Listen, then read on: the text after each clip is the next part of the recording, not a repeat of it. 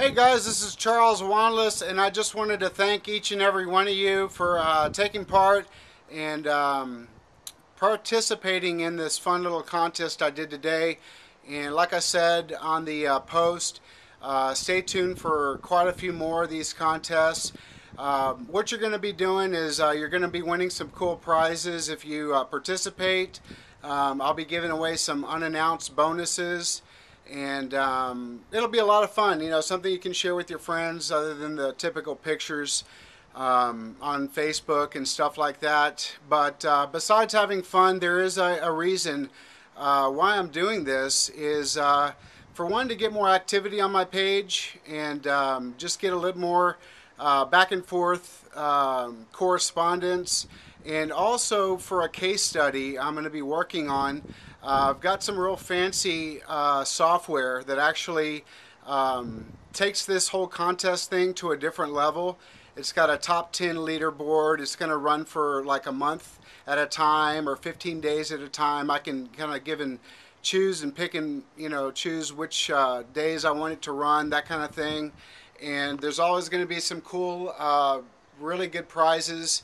But I'm doing this case study because I do have the ability to use this software to help other businesses promote their personal fan pages and different things like that.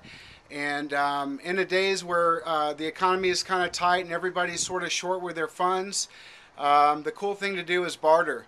And it's been around for years and years, and you've seen one of my favorite shows, Barter Kings. But I'm taking it to a different level, bartering services, important services that my family is going to benefit from in health, finances, personal growth, coaching, life coaching, entertainment, so on and so forth. So I really believe in barter because what it could be done is it's basically cost for cost. What is a retail value on what I may provide may be hundreds and hundreds and hundreds of dollars more than actually my physical cost of it. You know, I get the payment back after I use the software, of course, a few times and get paid, but the end result is usually a high retail value.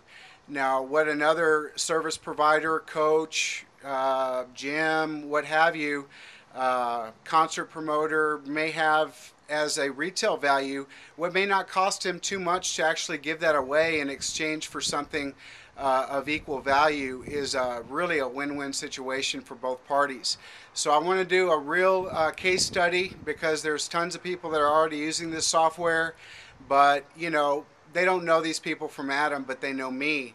So I want to prove to them that it works really good. So you're helping me out in creating this case study, and in return you're going to have some fun and win some great prizes. But to make this video kind of short, I know I went a little bit long-winded. I wanted to share with you today what inspired me to create this unique contest today. And it was something I learned from Tony Robbins. I just got one of his courses, and it really hit home with me, just the first CD. And that's where I actually got that question, fill in the blank, and the answer was resources. But note, I put a capital on the word said, because it's what the most successful people said that caused them to fail many times before they were successful. It's not really the underlying reason why, but it's what they thought. And what they thought was the lack of resources, money, time. A lot of people, y'all had these same answers. The right personnel, the knowledge, the wisdom, the experience. Those are all resources. So resources in a nutshell. And somebody had said, well, money could buy you resources. Yes and no. If you're not resourceful, which is the true answer, and you'll hear that here in just a minute on this audio, being resourceful or having the lack of resourcefulness is usually the reason that people fail. Because there's been so many times of success stories where people had absolutely no money and went from rags to riches. Look at the lady from Harry Potter. She was almost homeless, and she was actually embarrassed to borrow a pen on a train while she was writing and thinking of thoughts on Harry Potter, and she sold it to a publishing company for the equivalent of U.S. dollars of $1,500. That sold only 1,000 copies. And anyways, I can go on and on and on. But listen, I'm going to let y'all hear this audio real quick, so you know I wasn't just pulling this out of the air. And this is actually something I listened today, and unfortunately this is kind of crude. I'm doing this kind of ghetto from a flip camera, and my headphones as audio put up to the speakers. But I think y'all probably get the picture, and hopefully you can hear it as well. So I'm going to plug one into my ear so I can hear when it's playing, and then we'll go.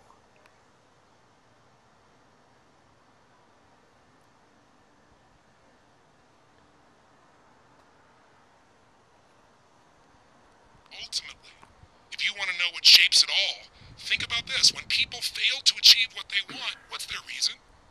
What do people tell you? Why did you fail to achieve your goal? I remember a few years ago, I got invited to speak at a group called TED, T-E-D. It means Technology, Entertainment, and Design. Great, great organization, and you can go online and watch many of them. They attract people from all the world to do an 18-minute talk, something you might guess I've never done in my lifetime. But they bring you in and have people talk on various subjects, and they bring in the best of the best in anthropology and design and psychology and physiology and science, and it's just an amazing place. And so, and the people that attend are about 1,000 people. And the 1,000 people attend are like the best of the best. They're, you know, the guys that started Google, the people who started Yahoo, you know, the individuals who are some of the greatest futurists alive today, some of the greatest technologists, some of the greatest intellectuals, leaders and movers and shakers from the entertainment business, from politics. So I'm thinking, I got 18 minutes. How do I get these guys going? So my first question was, everyone loves to talk about their successes. But who here has failed? And raise my hand. Nobody raised their hand. I said, well, thanks for your full participation. I said, come on, be honest. Who here has ever failed? He said, if you don't raise your hand, you lie about other things too. And so sure enough, everybody starts raising their hand. I said, so here's my question. When you failed, why did you fail? Why did you fail? And so it was kind of quiet. Just shout it out. And somebody said, well, we didn't have the right technology. And somebody else shouted out, well, we didn't have enough time. Somebody else said, we didn't have the capital resources, also known as money. Somebody else said, well, you know, we didn't have the right people. I said, that's what most managers tell me. I didn't have the right people. Most people say, we didn't have the right manager. Everybody kind of had that nervous laugh. And more things kept flashing out faster and faster.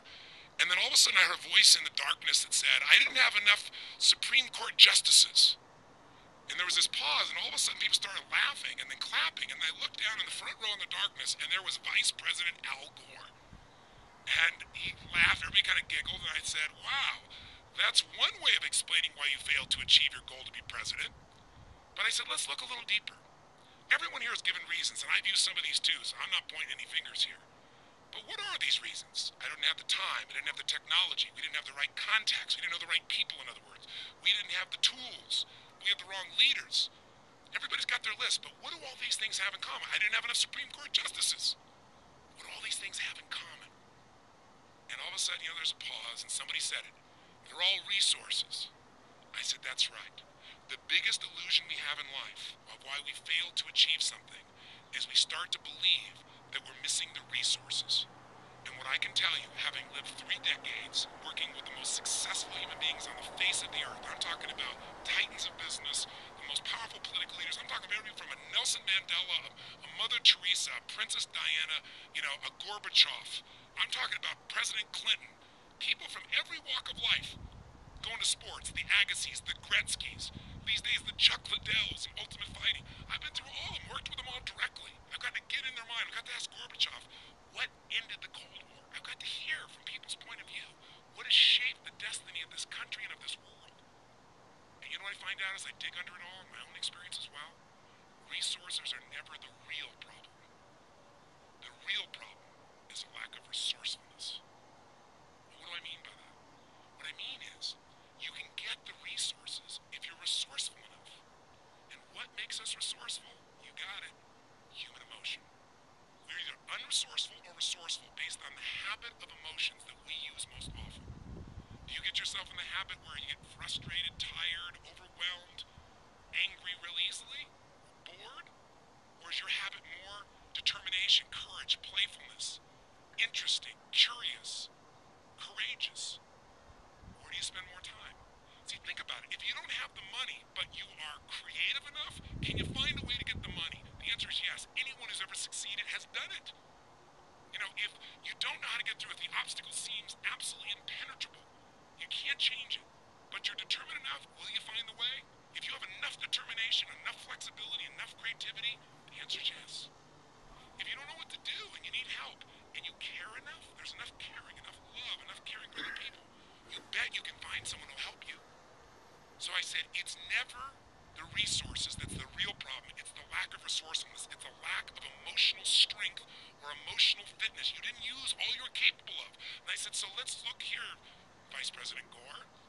I said, I watched you last night give a speech on global warming. This was prior to the movie An Inconvenient Truth coming out, by the way.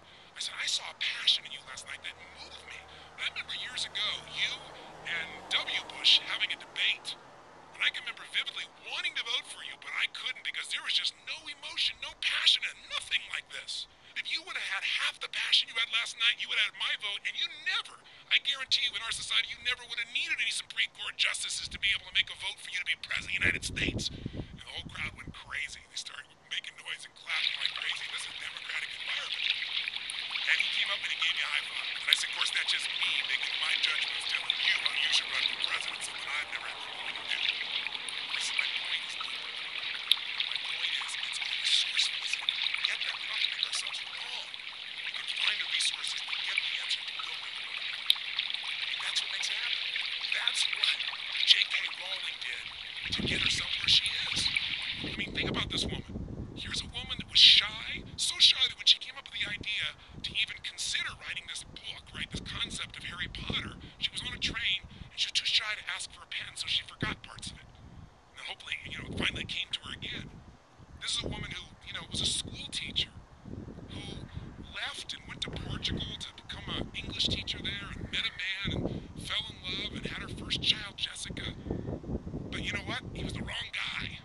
Good people sometimes aren't the right people as a mix, and they fought so bad that, as I understand it, she was thrown out of the house.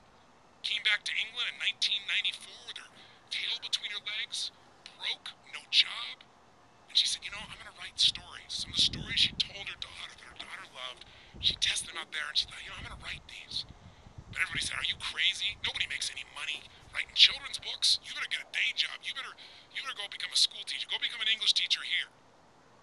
And so, something inside of her just wouldn't give up. Something inside of her. She's on welfare. At one point, it looked like she was going to have to sleep in her car with her child. But she wouldn't give up. Something in her mindset, something in her was resourceful enough to find some creativity. That's all she had. Her only resource was passion, imagination, creativity. But she converted that into a story. And by the way, when she went out and took that first book out to everybody, did people just jump all over and go, oh my God, this is the greatest children's book of all time?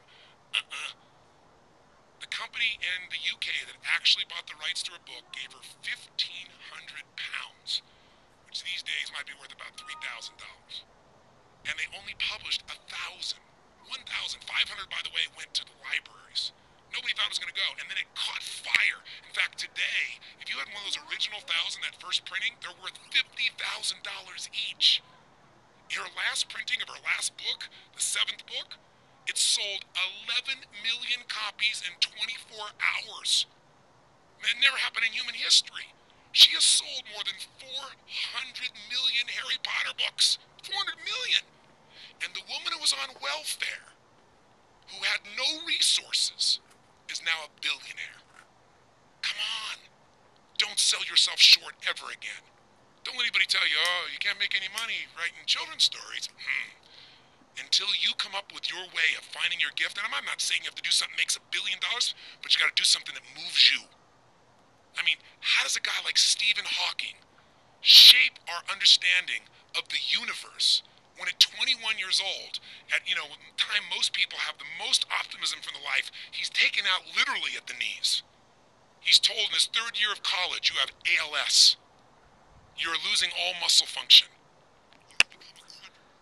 Well, I don't want to make this too long and maybe boring for some of you guys because this might not be your cup of tea. But it's pretty powerful stuff. And if you find yourself lacking in certain areas in your life, you may want to give it a look. I'm going to put a link down here to Amazon where you can browse not only this course that I got, but books from Tony Robbins and different audios and different things like that. But just wanted to tell you guys where I came up with the idea, where I came up with the question and the answer, and wanted to give you the true answer of the real reason. It's the lack of resourcefulness. So even if you don't have any money, you don't have any experience, but you've got a passion, you've got a drive on something, and you want to make it happen, if you can be resourceful enough to pull together what you need to do, you can make it happen.